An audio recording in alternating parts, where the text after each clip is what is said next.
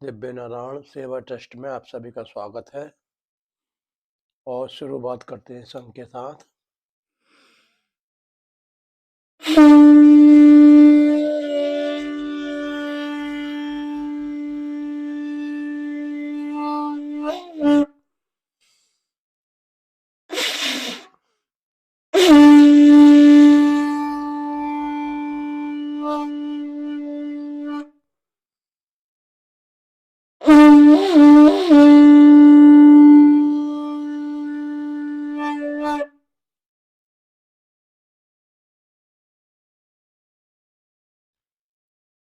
आज के युग में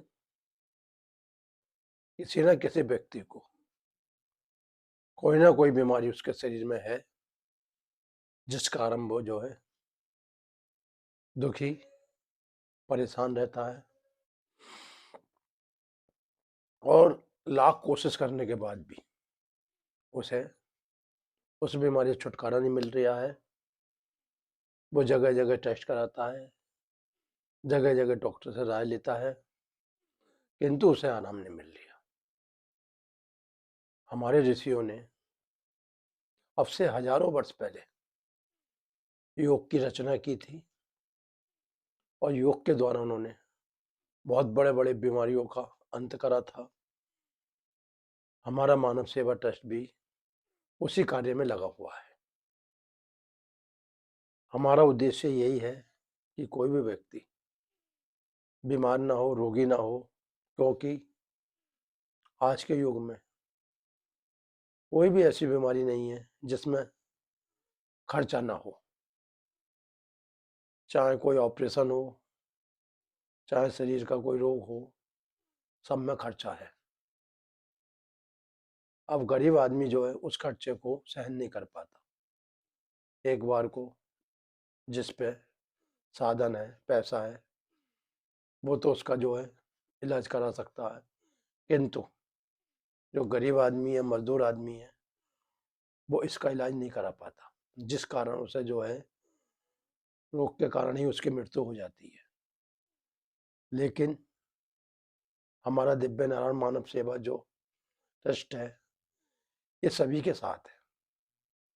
इसका यही कहना है कि आप जो है, जो बीत गया सो बीत गया, अब उस चीज का आप पीछा मत करो, लेकिन अब जो आप अपने को उस नारायण में समर्पित कर दो। जो अपने को दिव्य नारायण सेवा से जोड़ लेता है, वो कभी भी किसी भी रोग से पीड़ित नहीं रहता। इसलिए हम रोज जो हैं आपको दिव्य नारायण मानव सेवा के चैनल से रोज आपको प्राणायाम, आसन, जल क्रिया वगैरह बताते हैं। हमने कभी भी ये नहीं सोचा कि कोई व्यक्ति सही ना हो, क्योंकि हमें जब भी खुशी होती है जब व्यक्ति के रोग खत्म होते हैं, लेकिन वो जब होते हैं जब आदमी लगातार योग मार्ग पे चलेगा, प्राणायाम करेगा, आसन करेगा और रोज नित्य जो है 1.25 लीटर जल पीता है। ये क्या है? ये हमारे शरीर की एक जो है पूर्ण क्रिया है। इसके अभाव में जीव जो है कितनी भी दवाइयाँ खा ले, कुछ भी कर ले, बीमारी उसका पीछा नहीं छोड़ेंगी, क्योंकि योग का मतलब होता है जोड़ना। और जब तक हम जो है उन परम शक्तियों से नहीं जुड़ेंगे, तब तक हमारा जो है जीवन उज्जवल नहीं होगा, ना रोग मुक्त होगा। इसलिए अब जो हम जो है शुरुआत करने जा रहे हैं भस्त्रिका प्रणाम की। भस्त्रिका प्राणायाम वो है जो हमारे फेफड़ों को स्वस्थ करता है, शरीर के अंदर ऑक्सीजन का लेवल पूरा करता है और आने वाले रोगों से, मुसीबतों से हमें बचाता है। इसलिए हमें जो है ज्यादा अपने जीवन में उलझन न पैदा करते हुए ये जो कुछ प्राणायाम रोज बताते हैं, इसे जो है ध्यानपूर्वक सीखना और देखना है। तो शुरुआत हम कर रहे हैं भस्त्रिका प्राणायाम की। भस्त्रिका प्राणायाम में जो है श्वास को ये दोनों नाड़ियों के द्वारा यानी चंद्र और सूर्य नाड़ी के द्वारा, यानी जो है लेफ्ट वाली जो है चंद्र नाड़ी और राइट वाली सूर्य नाड़ी, इन दोनों नाड़ियों के द्वारा कमर सीधी, गर्दन सीधी और लंबा गहरा श्वास फेफड़ों तक भरेंगे, फिर छोड़ेंगे। ऐसे कम से कम 10 से 15 बार करेंगे।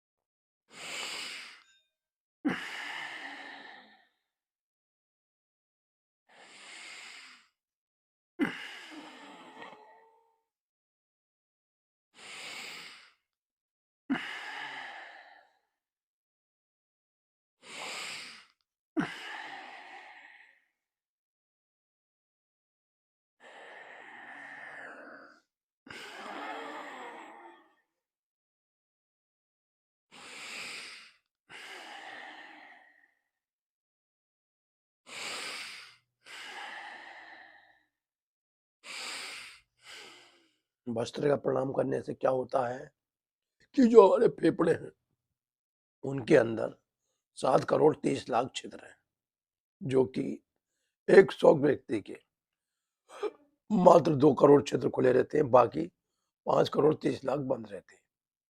हमें उन छिद्रों को बंद नहीं होने देना है, और वो कब होगा? जब हम प्राणायाम की क्रिया भस्त्रिका अपने जीवन में अपनाएंगे। इसके अभाव में आप चाहे कितनी दवाइयाँ खा लो, कुछ भी खा लो, आपके शरीर के अंदर कोई भी जो है सुधार नहीं आएगा। इसलिए प्राणायाम जो है वो हमारे जीवन शैली से जुड़ा हुआ है। इसलिए हमें जो है प्राणायाम का अभ्यास निरंतर रोज करना चाहिए, तभी हमारा जीवन सुखमय और सुखी बनेगा। एक बार फिर देखेंगे,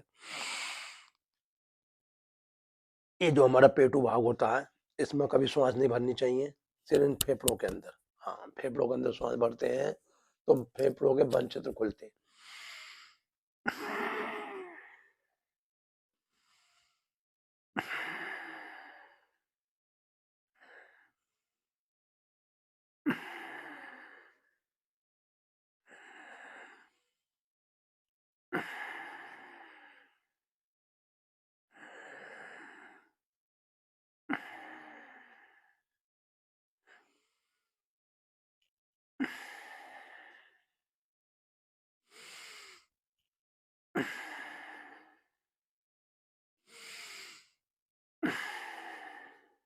पेट का काम क्या है कि जो भी हमारे शरीर के अंदर खाया पिया है, जो बिल्कुल वेस्टेड हो गया, जो मलमूत्र बन चुका है, वो नीचे आकर ठहर जाता है, और उसका भी समय होता है। जैसे कि हम जो है रात को भोजन करते हैं, पूरी रात सोते रहते हैं, फिर वो पचता है, रस बनता है, रक्त बनता है, मांस बनता है, और आखिर में उसमें जो भी मलमूत्र बनता है वो नीचे आ जाता है, मूत्र मूत्र द्वार में और मल मल द्वार में। तो वो इसलिए रहता है कि उसका निष्कासन करें। उसके लिए हमने आपको कई बार बताया है कि ऐसा एक तांबे का लोटा लेंगे, उसमें से पूरा फुल भर लेंगे, रात को किसी लकड़ी की मेज पे रख देंगे, सुबह उसे फिर जो उठ के गुनगुना कर लेंगे और फिर पिएंगे। गुनगुना जल पीने से शरीर का वात रोग कम होता है, और जो भी अंदर हमारे आज पचा है वो जो है या तो नीचे जाता है या वमन के द्वारा बाहर आता है, जिससे जो है हमारे शरीर की शुद्धि होती है। इसलिए हमें जो है नियम से रोज प्राणायाम को अपने जीवन में अपनाना है, तभी हमारा जो जीवन आगे बढ़ेगा और रोगों से छुटकारा मिलेगा। अब इसके बाद हम करेंगे कपाल भारती। कपाल भारती प्राणायाम वो प्राणायाम है जिसे करने से शरीर की तमाम बीमारियां दूर होती हैं, चाहे वो हार्ट की बीमारी हो, चाहे लीवर की बीमारी हो, चाहे तुम्हारी किडनी की बीमारी हो। क्यों होती है कि ये जो भी प्राणायाम है कपाल भारती, ये शरीर को बैलेंस बना के रखता है।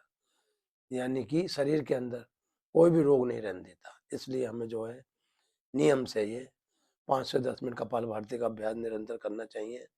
तभी हमारे जीवन में जो है रोगों से छुटकारा मिलेगा और हम स्वस्थ जीवन जिएंगे। अब हम कपालभाति करेंगे श्वासें बाहर और पेट अंदर। पेट अंदर इसलिए कराते हैं ताकि अंदर जो भी आपकी आंतें वगैरह हैं सब स्वस्थ रहें, गुर्दों में पथरी न बने और पेशाब संबंधी आपको कोई भी रोग ना रहे। क्योंकि अगर पेशाब संबंधी रोग होता है तो शरीर में यूरिक एसिड बढ़ता है और ये पिंडी वगैरह ये सब जो है दर्द रहता है। लेकिन अगर हम कपालभाति करते हैं तो हमें जीवन में कोई भी रोग नहीं रहता। अब हम जो है कमर सीधी, गर्दन सीधी और श्वासें बाहर और पेट अंदर।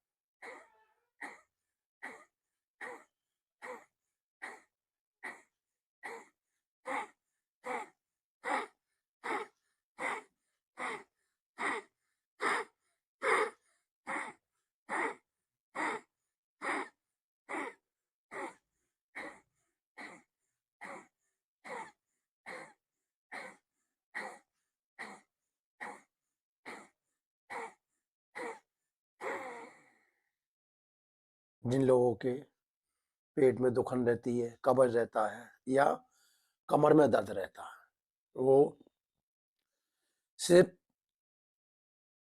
नसों का खेल है। कपालभाति के करने से नसें जागृत होती हैं, उनके अंदर रक्त का संचार सुचारू रूप से होता है। तो अगर हम धीरे धीरे इसका अभ्यास बढ़ाते हैं तो हमें कमर दर्द से भी छुटकारा मिलेगा और पेट के अंदर जो सूजन वगैरह या जो है खाना पचने की या मतलब जो खाना रखा रहता है पेट में वो भी सब पाचन क्रिया में परिवर्तित हो जाएगा। जब अंदर रस बनता है तो नसों के अंदर रक्त की धारा अपने आप स्वयं प्रवेश करती है और वहाँ से जो है ना कमर दर्द रहता है, ना पेट दर्द रहता है और ना तुम्हारे गुर्दे उर्दों में पथरी बनती है। क्यों नहीं बनती है? कि आप जो है योग क्रम में अपने को ला चुके हैं। इसलिए जीवन में आलस त्यागो, योग को अपनाओ और जीवन को सुखमय बनाओ। एक बार फिर देखिए।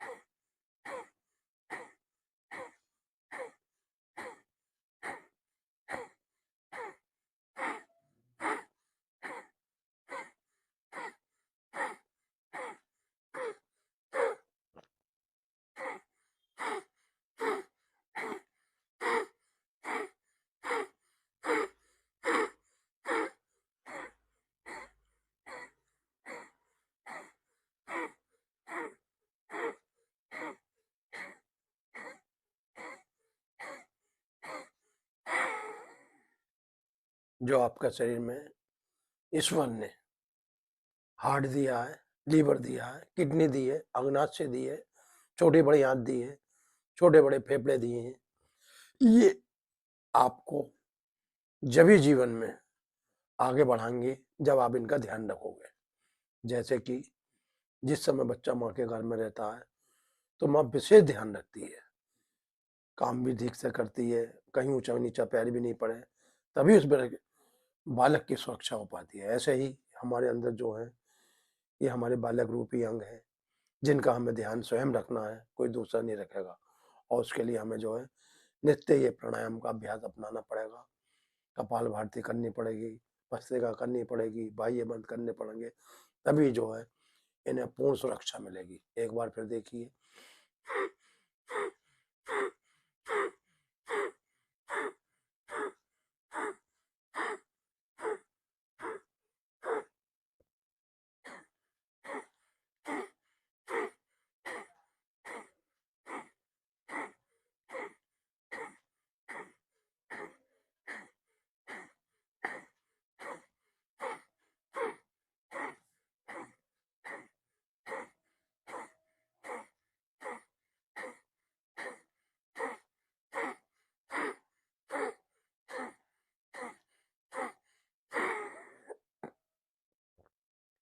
अब इसके बाद हम क्या करेंगे, तिरबंध। तिरबंध कैसे कहते हैं, सोच जाने की इंद्रियों का संकोचन करना, पेट को अंदर खींचना और थोड़ी कंठ से लगा देना, मूलबंध, उद्यान बंध और जलंधर बंध, ये कहलाते हैं तिरबंध। तिरबंध करने वाला कभी ना गुदा चक्र का रोगी होगा, बवासीर का, ना पेट का रोगी होगा और ना गले का रोगी होगा। और योग में ये 3 चीज मुख्य हैं। जिसने इन चीजों को ठीक कर लिया उसने अपने जीवन को चमका लिया। तो अब हम तिरबंध करेंगे श्वास भरते हुए,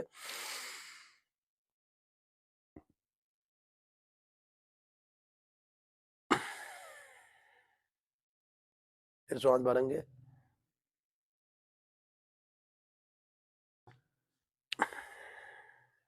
फिर फेफड़ों में श्वास,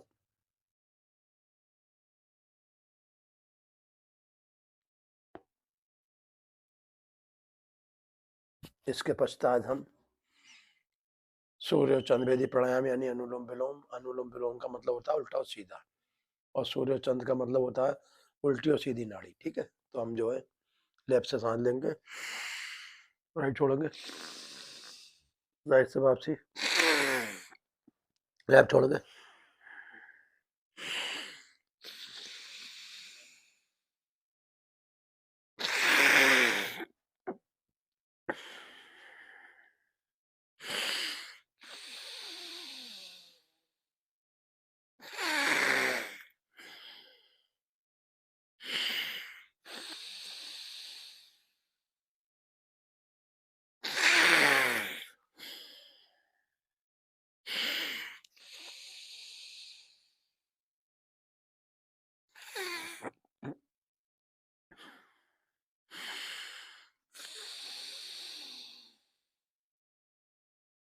चंद्र बेदी और सूर्य बेदी प्रणाम करने से क्या होता है, जो ठंड का प्रकोप यानी कि जो इस समय शीतलहर चल रही है, आज जो है 16 दिसंबर के आसपास है, 17 दिसंबर, और इस समय जो है ठंड पड़ रही है, इससे क्या है हमारे शरीर में अकड़न आती है। जिन लोगों को बात रोग रहता है या नसों की शिकायत रहती है, इन दिनों में आके जो है उन्हें पीड़ा ज़्यादा रहती है। जिनके कमर में बेल्ट बन रही है, जब वो सो के उठते हैं तो उन्हें बड़ी पीड़ा होती है। लेकिन अगर आप नियम से 5 से 10 मिनट अनुलोम विलोम या सूर्य और चंद्र भेदी प्राणायाम करते हैं तो आपकी नस नाड़ियों में जो है बात रोग रहेगा ही नहीं, जिससे आपको कमर दर्द में काफ़ी राहत मिलेगी। इसलिए फिर देखेंगे एक बार,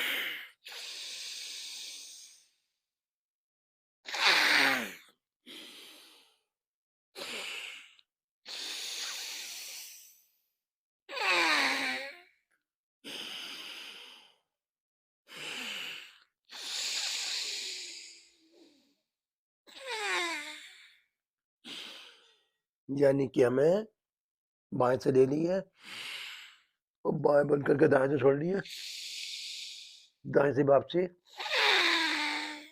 दाएं बंद करके बाएं छोड़ी, फिर बाएं से वापसी, दाएं छोड़ी, दाएं से वापसी, फिर बाएं छोड़ी, दाएं से वापसी, फिर दाएं छोड़ी, दाएं से वापसी, फिर बाएं छोड़ी, दाएं से वापसी, फिर दाएं छोड़ी।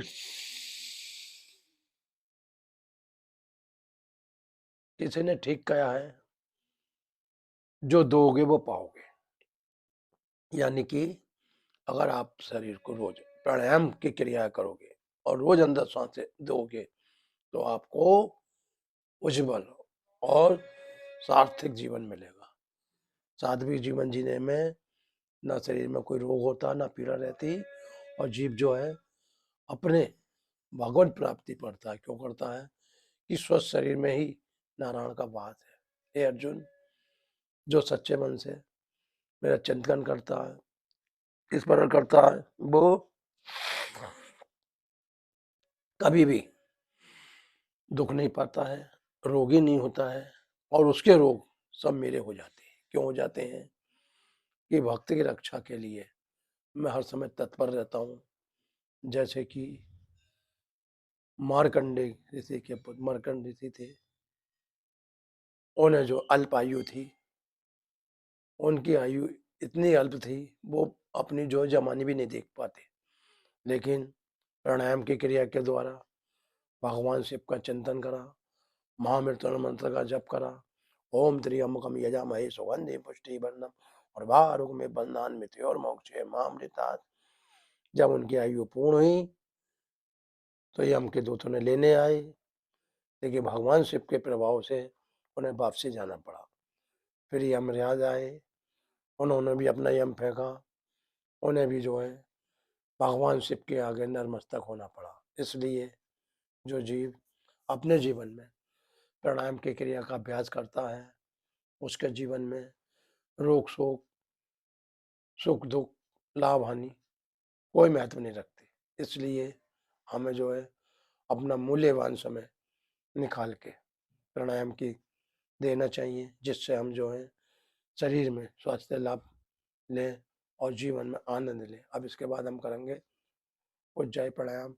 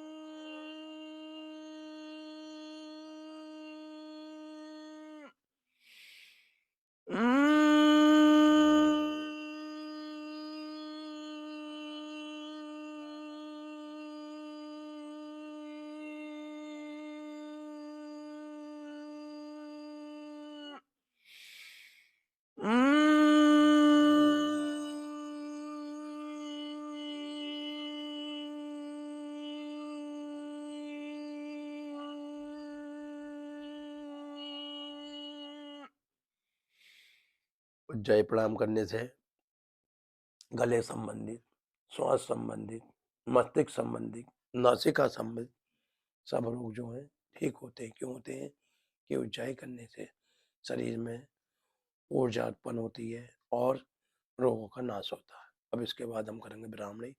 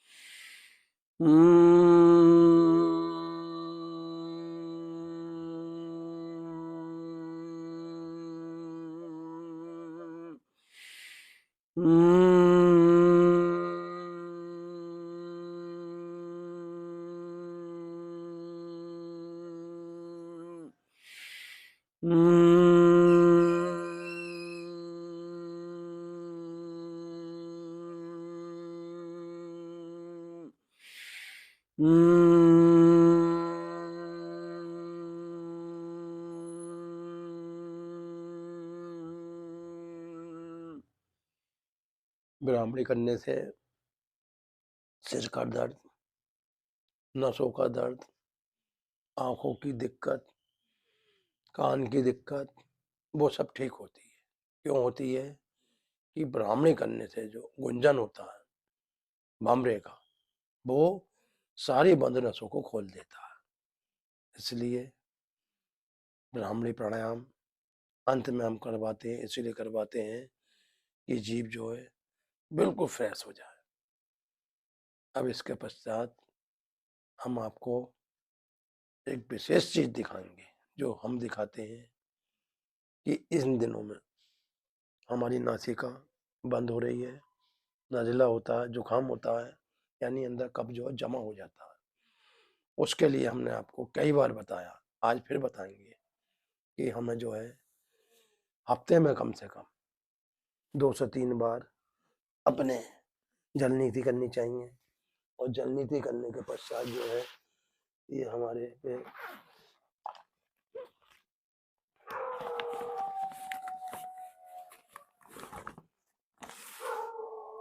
एक ये पाइप होता है और ये पाइप मेडिकल स्टोरों पे आराम से मिलता है। इसका हमें इस्तेमाल करना चाहिए क्योंकि नाक के अंदर बहुत बारीक बारीक अपने वो होते हैं परत जो बंद होती है, जिससे सांस लेने में दिक्कत आती है। इसलिए किसी अच्छे गुरु के देख रेख में इसे करना चाहिए। ये वो चीज़ है कि इसमें आपका कोई पैसा भी खर्च नहीं हो रही है और आराम पूरा पूरा। इसलिए इसे सीखने के लिए विशेष किसी गुरु के दौरे जाएं और इसे नासिका में गिनने का अभ्यास करें। कभी कभी गलत पढ़ने के कारण ये नासिका से खून बहने लगता है और फायदे की जगह नुकसान हो जाता है। इसलिए किसी विशेष देख रेख में ही आप इसे सीखें। इसे करने से आपको इतना लाभ मिलेगा, इतना लाभ मिलेगा।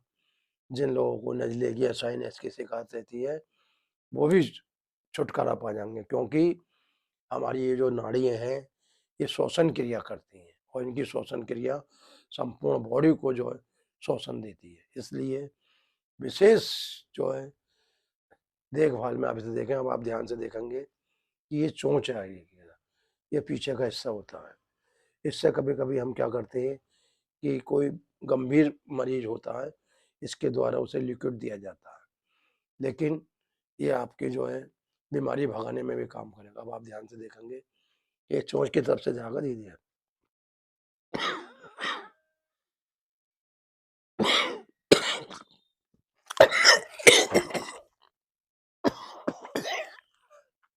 ये बाहर आ गया।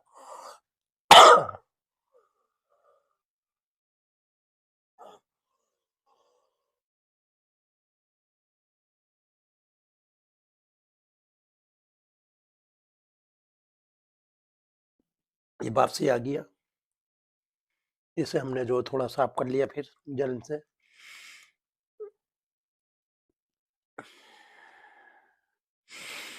अब ये हमने जो है पहले राइट में गिरा, अब लेफ्ट में गिरेंगे। क्रम वही रहेगा, कोई जल्दबाजी नहीं, धैर्य के साथ किसी की देख रेख में से सीखना है।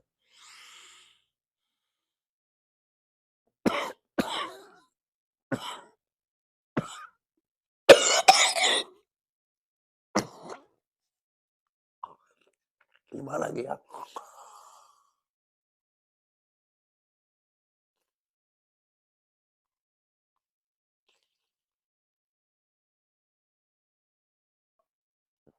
ये हमने रख दिया।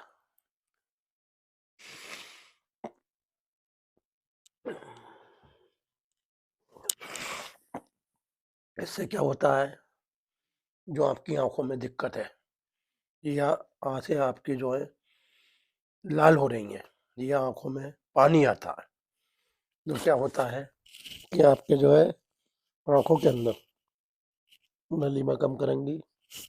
और सबसे बड़ी बात ये है, जो आपके बाल गिर रहे हैं उनकी भी नस नाड़ियों को खोलता है। अब हम अंत में जो है प्राणायाम के साथ भगवान नारायण का 108 तालियों का स्मरण करेंगे।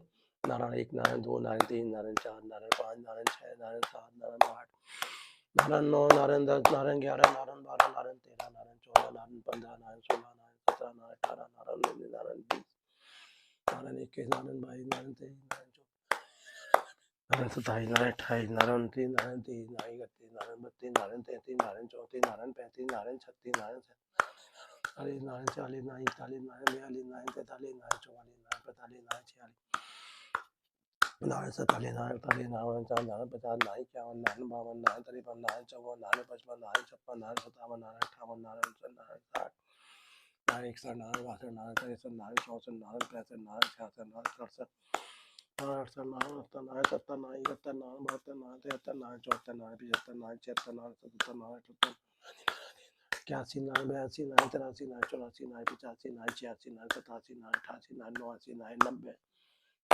नारायण इक्यानवे नारायण बयानवे नारायण तिरानवे नारायण चौरानवे नारायण पचानवे नारायण छियानवे नारायण सतानवे नारायण अठानवे नारायण सौ नारायण 101 नारायण 102 नारायण 103 नारायण 104 नारायण 105 नारायण 106 नारायण 107 नारायण 108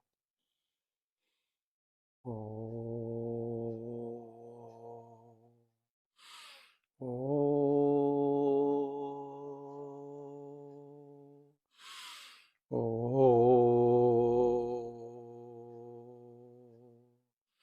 ओम दियो शांति अंतरिक्षम शांति शांति रापा शांति रोषधि शांति वनस्पति शांति विष्णुदेवा शांति ब्रह्मा शांति सर्वम शांति शांति रेव क्षमा शांति रेधि ओम शांति शांति शांति। दिव्य नारायण के सभी दर्शकों को पंडित जयशंकर शर्मा का कोटि कोटि नमन। आप जो है दिव्य नारायण चैनल ऐसे ही देखते रहो और अपने जीवन को स्वस्थ बनाते रहो और दिव्य नारायण मानव सेवा चैनल पे यानी यूट्यूब पे जाके सब्सक्राइब करते रहो ताकि अधिक अधिक से लोग हम पे जुड़े और अपने जीवन में स्वास्थ्य लाभ कमाएं। इन सभी शुभकामनाओं के साथ शंखनाद के साथ मैं अब जो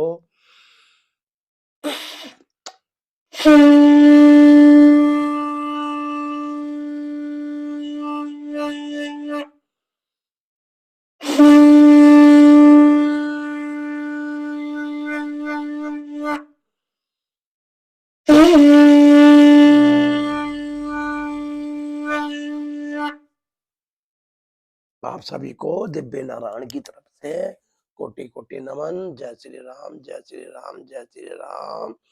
चलो रोग के रास्ते अपने जीवन को स्वस्थ बनाओ, दवाओं से छुटकारा पाओ और अपना जीवन सुख में आनंद में बिताओ।